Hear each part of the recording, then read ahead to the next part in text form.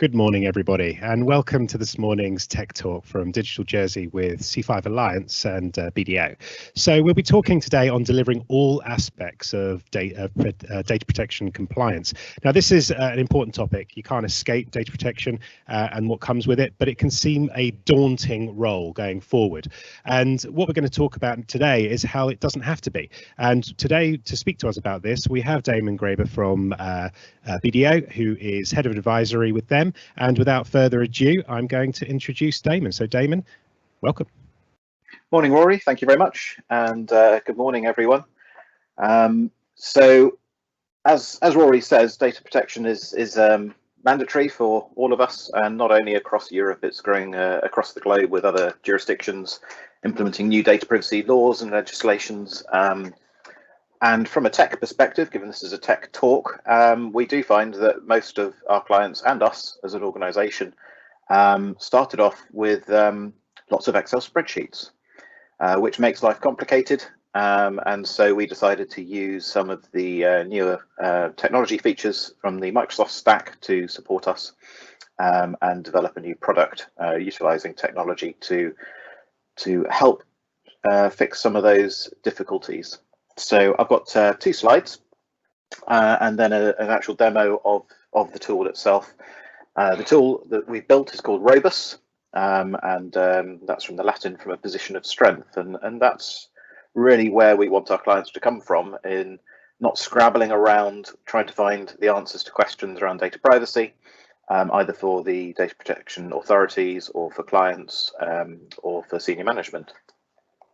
So the issues that we ourselves, as well as our clients, have found is that Excel spreadsheets are, whilst Excel is great as a tool, in terms of maintaining up-to-date data within them, knowing who owns which bits, knowing where they're located, etc. There's difficulties in that. They're inefficient, and also you don't know what people have changed. The other issue is that a lot of the time people send big, large spreadsheets around, and it doesn't just show you what you as the individual need to input into that. It gives you a big list and huge sets of records that most of them are not relevant for you. One of the other big problems that we found with data privacy is that we struggle to get the right people being accountable for data protection. What they do find is that some organizations who require a data protection officer formally, or others who have a data protection lead, everyone looks at them and says, great, we've got a data protection lead, they must do everything. And that's clearly wrong. And the way that we look at that is like the health and safety officer on a building site. They don't go around and stopping people from falling off of scaffolding and having accidents. They're there to actually make sure the training, the process, the procedures and the records are in place, but they can't stop people from falling over, just like the data protection officer can't stop people emailing out information or verbally saying things that they shouldn't around data privacy, for example. So getting the right people accountable with the right information is critical and a challenge. Another one is around assessing the impact of data breaches for third parties and data breaches internally as well.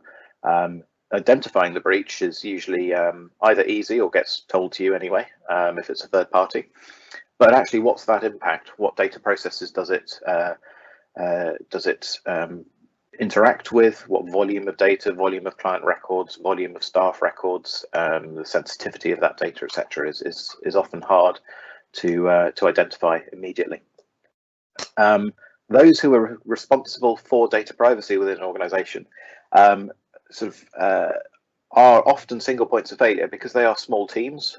They might have other roles as well, not be a full-time role in that. And if they're on holiday, off sick, then there can be delays in some of the critical timings that you have on data protection that need to be managed in terms of reporting, for example. And then the other element that we see as being difficult is that to date, a lot of the data privacy work is done as a project, and the regular reporting of status of data privacy is something that isn't that mature within organizations, often because it's not that easy to extract the data from a range of Excel spreadsheets. So we built Robus, It's designed by our data privacy experts within BDO and built by our Microsoft technology specialists within C5. So that's the beauty of the breadth of our group, that we can really leverage technology to come up with a solution that works pragmatically and also very cost effectively in the case of the Microsoft Power Platform. So we picked the Microsoft Power Platform as the technology stack to use for A, its price point, B, the fact that it does embed into the tenant of the organization. So when we use it ourselves or when our clients use it, it is there with role-based access controls. It knows who people are. It's got workflow. It's got linkages through to other data stores such as SharePoint, so you don't need to recreate data, and also linking into email, and also the power of Microsoft integration is that it will continue to develop and evolve on a roadmap. We're already seeing and talking to Microsoft around direct integration with some of the Compliance Center functionality for advanced e-discovery, for example, and that's only possible if you're within the Microsoft ecosystem. That really makes it work very well. So that's the 2 slides. I promised no more than 2 slides, and a run through of the tool itself. So those of you who are familiar with CRM Dynamics or the Power Platform itself may find the navigation within the tool very common. For those of you that haven't used any of those Microsoft stacks, then I'll talk you through just a little bit about how it's organized. So in the center is our working area, if you like. At the bottom, you've got an ability to filter the records, or search on the top right. And down the left-hand side, we've got our menu bar, which is configurable for each of the apps. So the way that we've done it is we've configured this into 3 areas. At the bottom here, we've got the records that an organization needs to keep under GDPR and the local Jersey data protection legislation. And we've got a section around the activities that need to be performed. We also then have a section for dashboards in terms of looking at and finding out relevant information about what's in the application.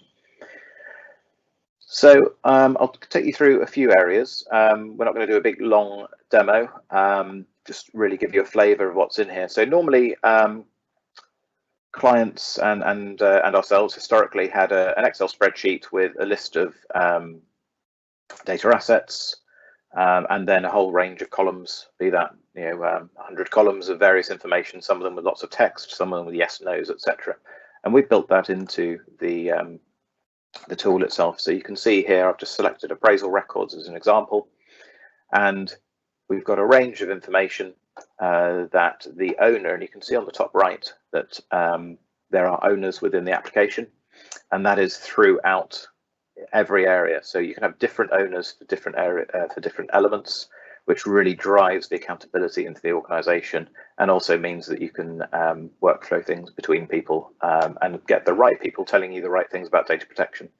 The facilities manager who looks after perhaps CCTV and your door swipes has only got 2 processes that are relevant that would be in Robus. They don't need to see hundreds of other processes in everyone else's areas. So the records here follow all the guidance, but you can see they link into particular data assets if we want to go more granular, related service providers, related data locations, and the related data processes themselves, as well as risks that have been identified. So throughout the application, everything's interrelated. You only enter it once, and you can go and look at this from any area. We've also built in the retention policy against the actual data asset, and here we've got a split between digital and physical because some records are still paper-based, and we can split the periods that are required for retention. And if we change them, then you lose the other elements. So it's dynamic in terms of just asking you for the information you need. We've got, in terms of static records, we've got service providers and third parties. This is critical in terms of looking at TREMS, for example, and the US-EU interplay with data sharing, or for identifying particular locations. So these are configurable in terms of which locations they are. If we look at Microsoft, for example, we can also find where privacy notice for that supplier is. We can look at the online terms and conditions. We can also, in our related tab, actually attach documents if we've got information direct from that third party, or any due diligence work that we've done with them where they've answered questions. It links directly into the data processes, the data locations, and the data assets that is used for Microsoft. We've got a section for client contracts as well. So if we as C5 and as BDO are a data processor for individuals, so our clients are the data controller often. So we will have the requirement to notify our clients if we had a data breach under the legislation, and therefore there's an area where people can put in their client contracts as well. People might have also stated, fund administrators and other people on the island may well have obligations to their clients for data privacy, and so there's a section to put that in. So in here, all your usual contacts, it will also link in. So this gives you an example of the Microsoft integration into email and calendar, etc. And that will link in directly. So you can still manage these from Outlook, but link them into here. And then we can have details as well around the company, contact preferences, etc. Any other elements that we want. Data locations does what it says on the tin as well. Different clients use this in different ways. Some people go down to the individual filing cabinet in a particular room or a vault, etc. Others don't use this too extensively. We then also have our registration section, which multiple organizations usually have more than one registration or more than one company within their group, and therefore will either be registered to the IOC in the UK, Jersey OIC here, and others, or they might have multiple registrations here. And the data protection officer is always a single point of failure in terms of being able to find the renewal date, the security code to log on, and so that's available within the tool for a deputy or somebody else to access as well if they've got the right rights. So those are static records. In terms of activities, what we really wanted to enforce is that a lot of people argue about, is their data got personal data in it? So my process doesn't have personal data, and therefore I don't need to do a DPIA, and therefore I'm going to try and ignore you and spend hours arguing why I don't need to fill in any paperwork. So the concept with Robust is that actually, if you look at the bottom here, we've got 17 data processes in this sandbox environment. And if we look at the data protection impact assessments, we've got 7. So it's a subset. And that's critical in being able to know what people are doing. So you can get the organization to all put in their processes. And if I put a new one example in here, there's a one-pager as the starting point. And this is a Microsoft feature in terms of across the top, this orange bar, orangey red bar is a workflow. And you can see that at the moment it's got a qualifying status and a closed status. We can put in a test new process, link it into a department, and fill in some of the details. And there are 14 questions that determine whether there's personal data within this process. And if they're all answered no, the individual doesn't have to actually do anything further. And they can save this, close it, and it'll get to a data process that exists. The nice thing is that it will automatically have the owner of that process, and we'll know who's accountable for it. I might not, as a non-data protection specialist filling this out, I might not know the answers to these questions or know what they mean. So we've got built-in help functionality, which is another rich feature that Microsoft just updated in the last 6 months, and built-in help functionality in a really pragmatic manner. So this can also be tailored to the individual organization, and that's great compared to a full software as a service where it's linked to a separate set of technology stack.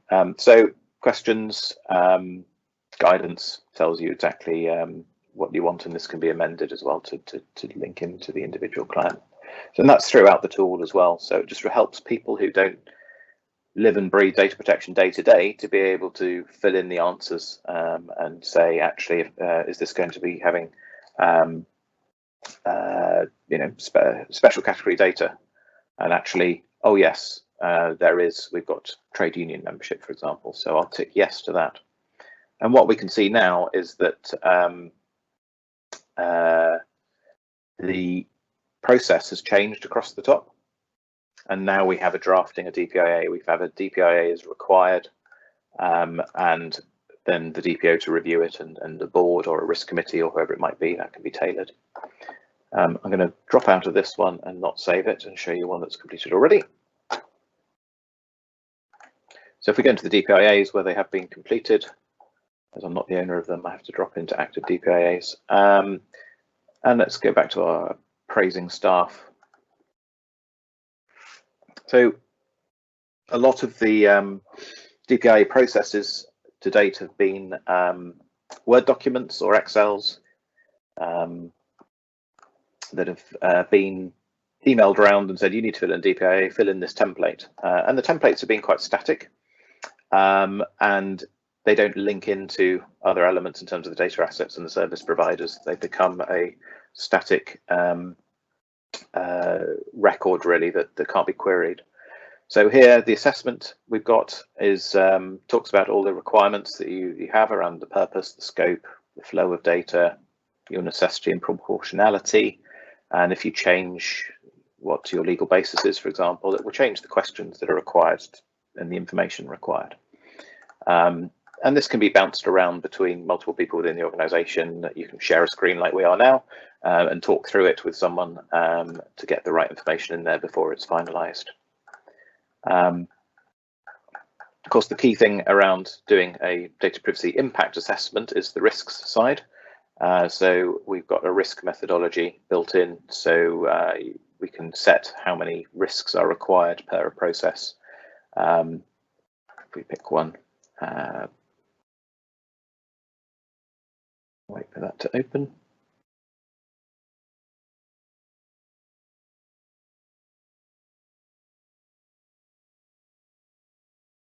And that's going slowly. There we go. So the individual risks, so if we think about staff appraisals, we often go into a room, have a discussion with the individual, print out some notes as to what achievements they've had during the year, feedback they've had during the year, perhaps, metrics. And then that is now, the risk there is that confidential information after that meeting is then left in a drawer, left in the meeting room, etc., and someone finds out something they shouldn't.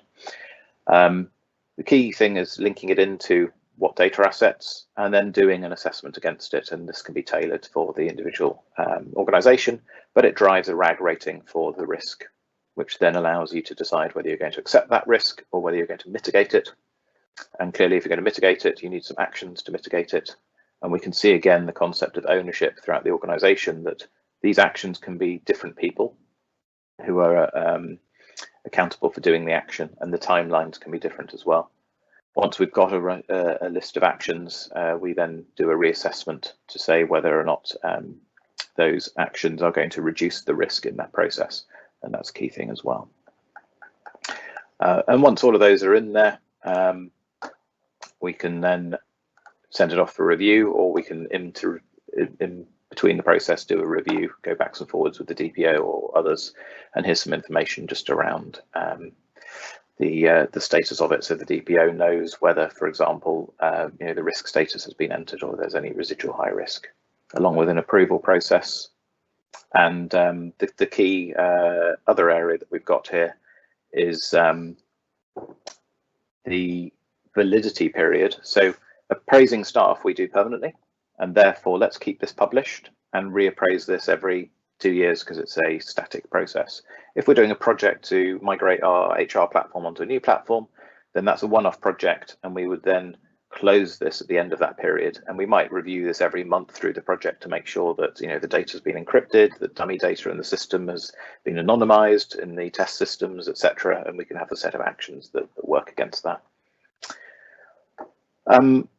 People also like paper still, unfortunately, but given that we are in the Microsoft ecosystem, we can build templates directly into this. So we've got a DPIA template which takes all the information that's been entered and puts it into a Word template that can be presented to a board, sent to a DP, the Data Protection Authority if required, and that can be formatted in any way that you like.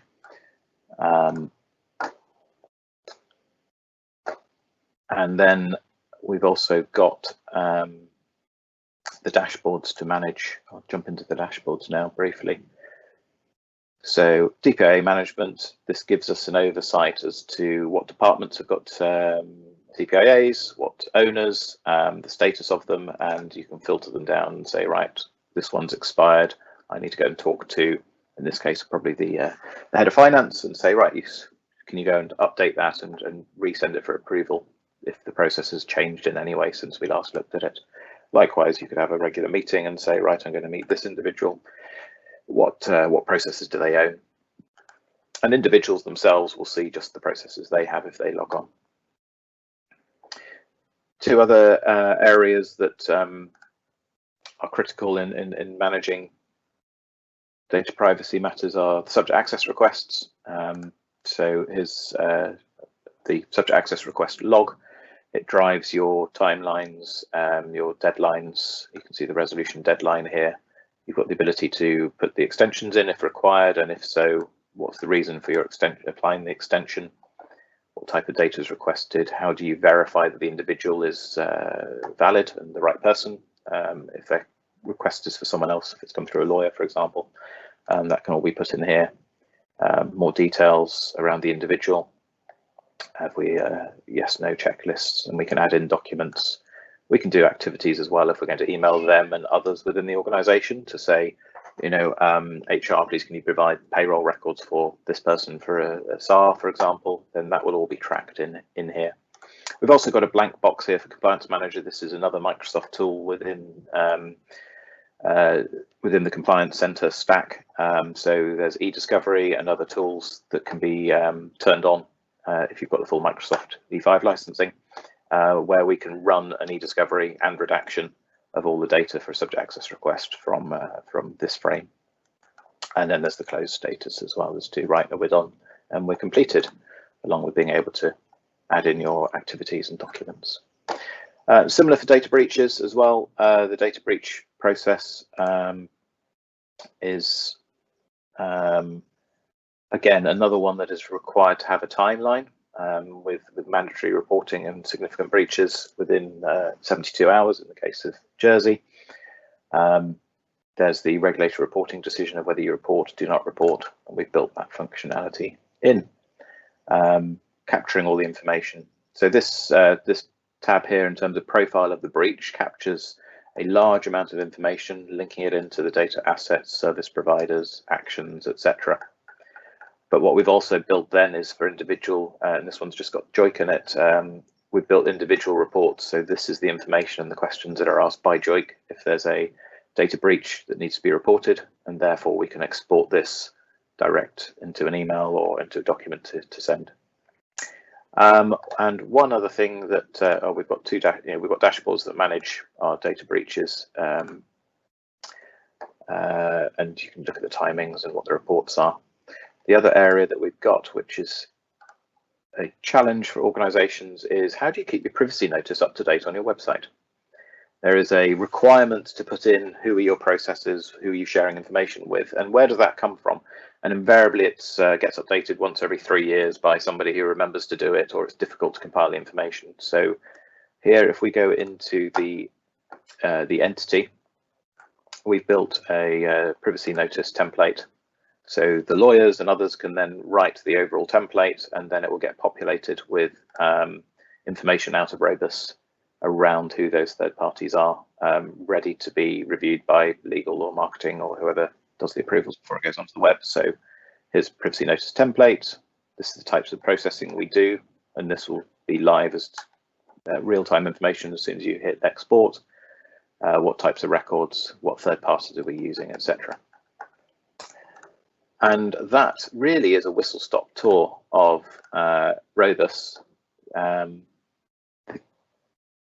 key thing is really around utilizing technology in a way that makes it easy and accessible. and gives people just the information they need, or just ask them what they want. And that's a lot easier than sending Excels around and trying to manage it that way. So I'll stop talking there and see if there's any questions, or Rory, if you've got any questions. Absolutely, thank you for that. That's amazing. I actually am involved in the DPO role, so I've been watching attentively as you've been going through that, and the live updates for me. That's really amazing stuff, because, like I said, that's a big workload element of things that I do. There's been quite a few questions come through actually, and if you want to add your own questions and you've just been paying attention there, just go into the Q&A section in the chat area and just add them there, and they'll pop up, and we'll weave them in to this kind of question area now. One of the things early doors is you mentioned the Power Platform, Power BI, as many people know it. Why, you touched on it, why do you think that's so important with regards to having multiple third-party entities involved, and why this sorts that issue out? Yeah, the Power Platform is so it's grown out of the Dynamics stack and has really become enriched. Those of you who are playing with the new releases and the preview releases of tool sets, you'll see that, you know, within Teams it now uses Power Apps for milestones and lists, and is utilizing that low-code functionality. It means we can quickly update and amend and customize, because it lives in the tenant of the organization, but at the same time we can still manage it as a developer from external, and also it's extensible and talks to other things within the Microsoft stack, and increasingly they're doing connectors into third-party tools as well. So one of the future developments we've got is to use the Power Portal process and functionality, which will create a portal where subject access requests and data breaches can be logged, for example. And that will talk directly, because it lives in that same ecosystem, and that's really powerful. As well as the Power Automate functionality, which is the robotic process automation tool set, which is being hugely enriched by Microsoft.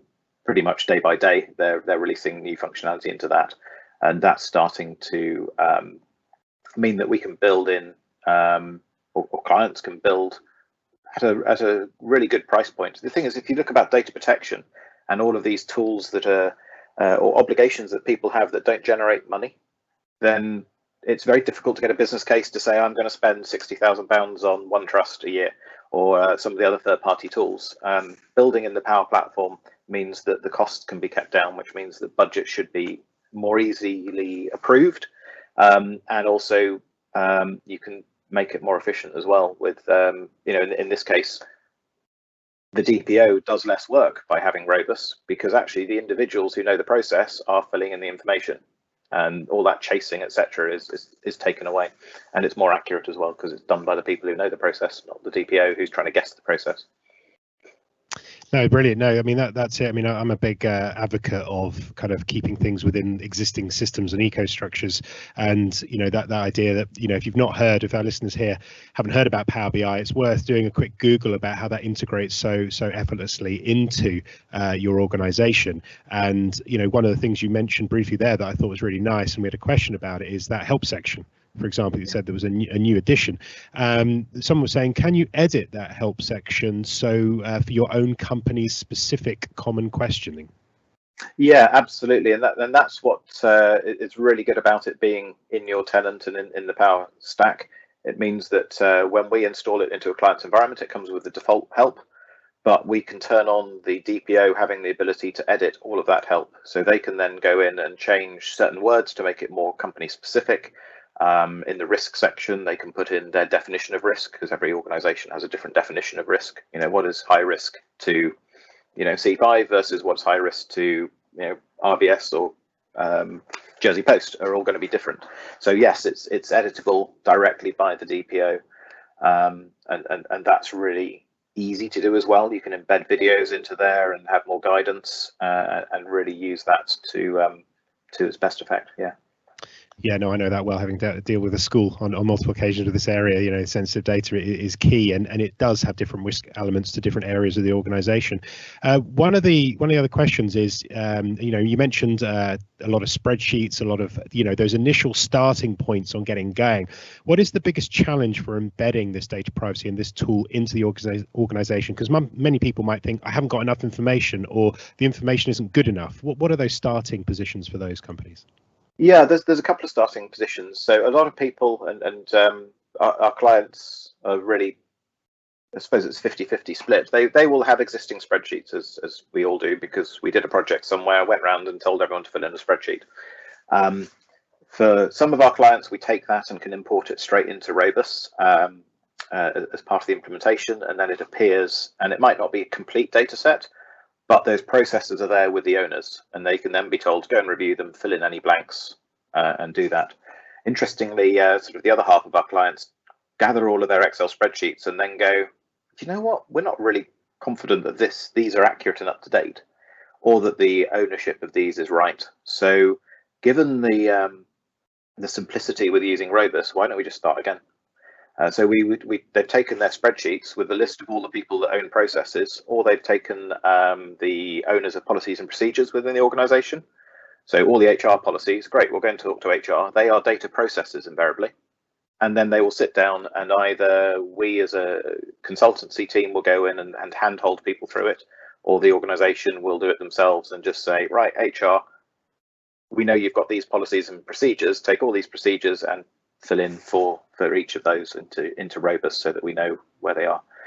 Vendor management is a good place as well to bring in the service providers. There's vendor management and finance tend to be very good at knowing who they're paying money to and who they're organizing with. So that's a good starting point, and those can be imported straight in and create that data set to start with.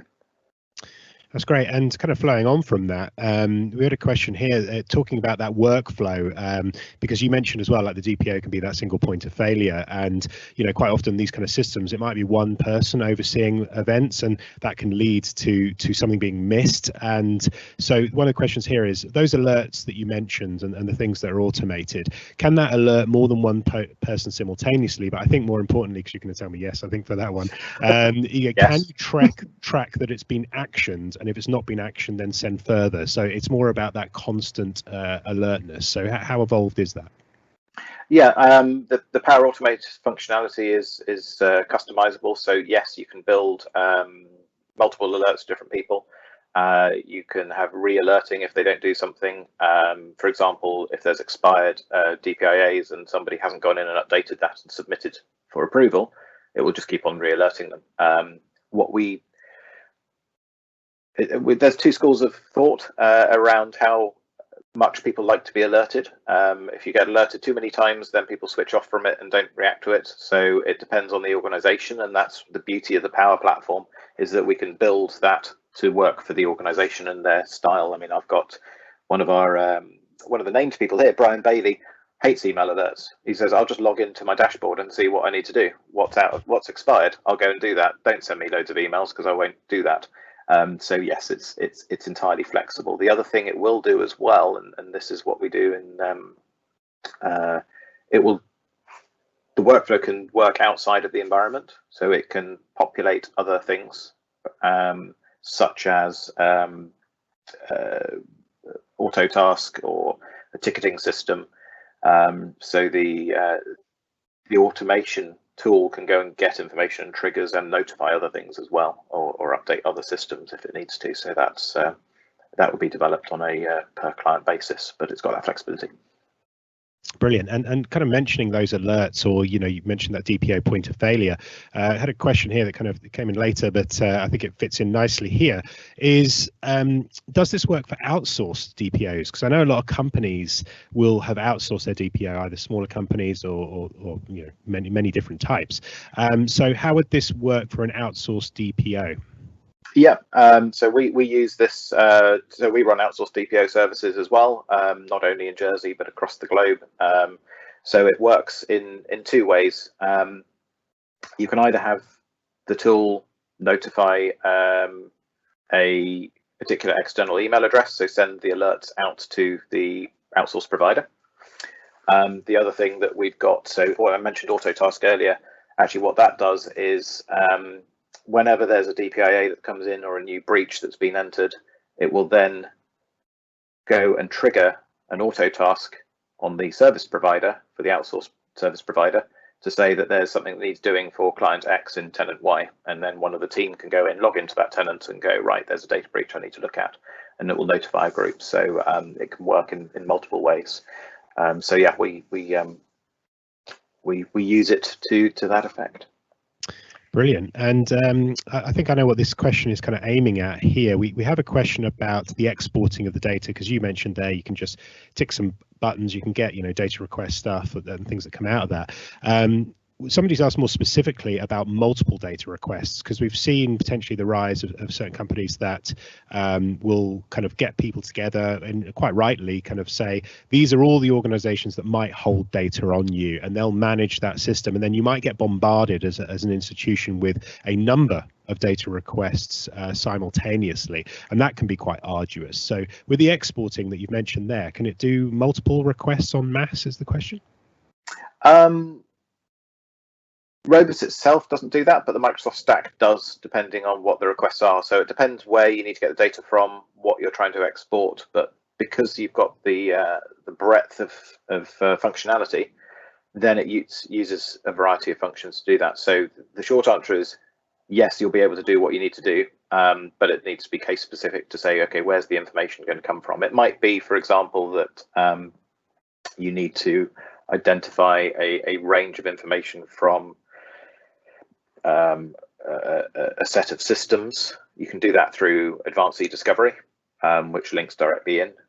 There's new functionality coming in with a tool called Purview, which is being released later in the summer by Microsoft, which actually goes and looks across your Azure environment and finds particular things and surfaces that information to you. So if you said, I want to go and find where passports are anywhere in my ecosystem, Purview is the tool that will then go and say they're in that server. They'll have connectors as well and be able to say that third party. You'll go, right, that's in 8 places. Yeah, and I think that's another argument for keeping your data inside the same ecosystem with a kind of Microsoft environment. Something that we've talked about just before. Got a quite punchy question. I'll leave the punchier question to the end.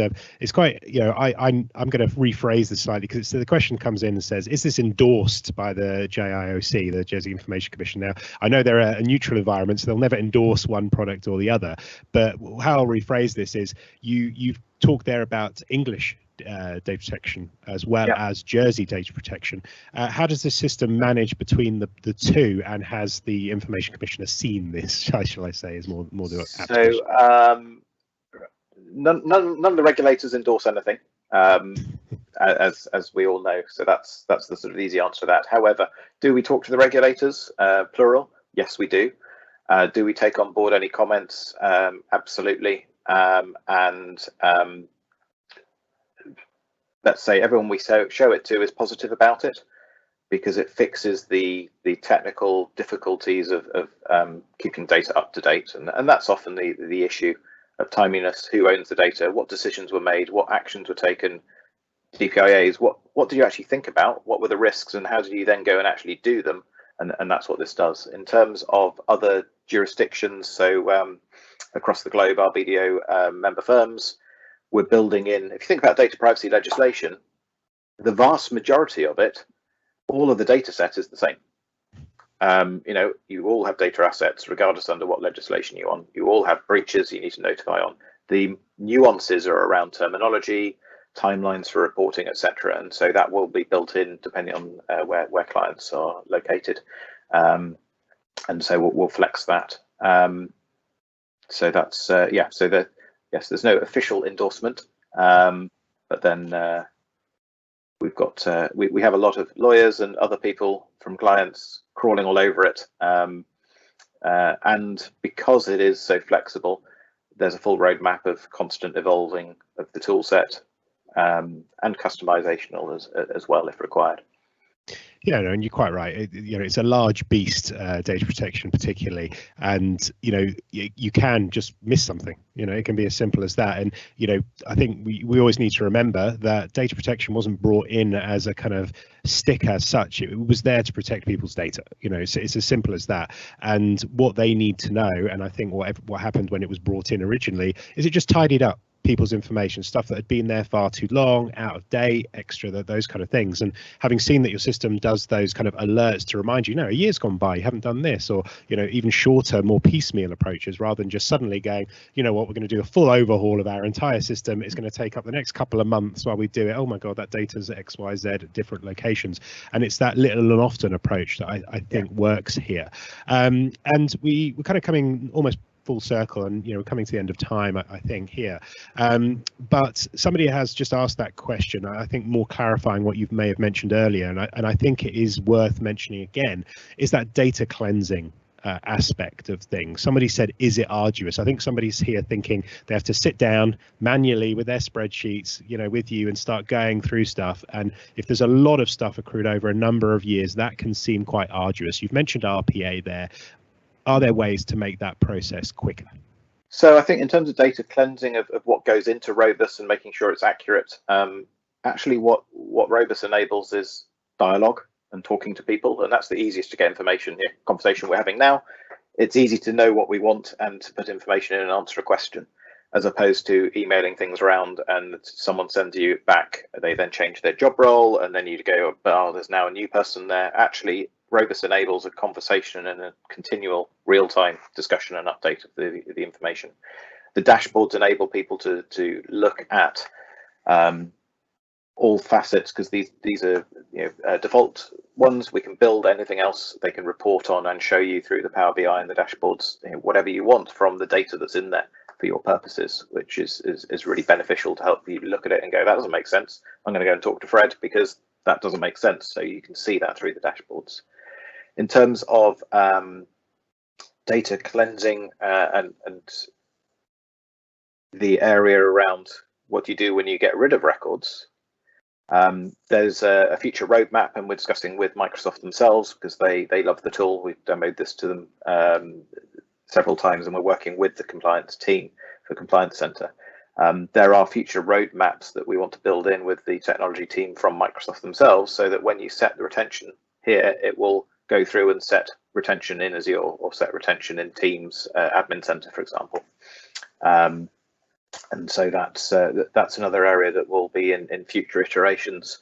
But the key thing is people often have their retention schedule separate to their actual data assets. So then you're looking at two different things, saying, what should I delete? This brings it together into one, and who's accountable for it. So you can pick up the phone and go, Rory, you're in charge of X, and it says you should be deleting it every 2 years. What's your process for that? How do you physically go or logically go and do that? And we can have that conversation, and then we could put in an action to say, right, let's go and chase, in a year's time and check that you continue to do that, for example. No, exactly. And, you kind of stole my end question there with, what are the further developments going forward there? But, what's kind of lit up there, and probably more of an in-joke for the people that know me at Digital Jersey, is that lack of emails. It is, for me, it's quite old school. I live my life on alerts, not on emails now. Things should automatically come to you, not chased or pass the buck as such, that I think email has become. And I think that's the future of things. When you're talking about those future developments in the short term that you just mentioned there, I'm just going to throw you a bit of more of a kind of blue sky one there.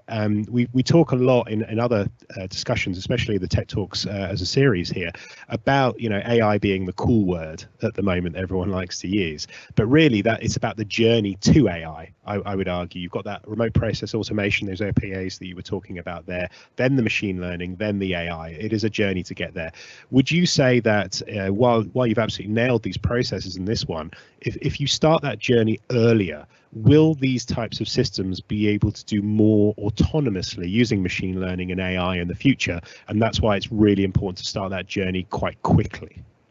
Yeah, I think AI will, as you say, it's not a case of doing all, AI for AI's sake. It's utilizing it incrementally to improve the surfacing of information and data and insights. And I think absolutely the I mentioned Purview. Purview has an AI element to it, which goes and intelligently crawls through the data set that you've got. And I think the ongoing increasing use of AI will mean that the connectors to third-party tools, so non-Microsoft tools, will mean that AI can go off, use a connector, go and talk to whatever it might be, system X, go and find information and bring that back and go, what do you want to do with this? I found this, it's here. And I can see that definitely happening. And just really it'll probably make people more scary because they'll get lots of information. Suddenly I didn't realize that they had all of my personal data on system X of the third party, and they're like, well, of course we've been capturing this for 20 years. So I think it will, it may have a little bit of scared sort of, wow, I didn't realize all of that was there, but it will certainly give more timely and accurate access to information. Yeah.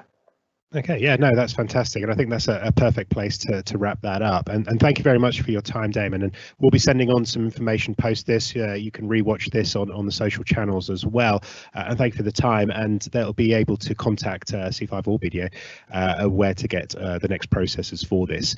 It is something you can't avoid with data protection, and it is something that you will want to organize very, very well. And it's only become more timely as time goes on. So whatever your process, you've seen now some conversations and the starting processes that might be involved, and we'll end it there, and hopefully we'll have a new Tech Talk coming up very soon. So keep on with Digital Jersey's social channels, and again to see the cut video of this later on. Thank you all very much, and goodbye.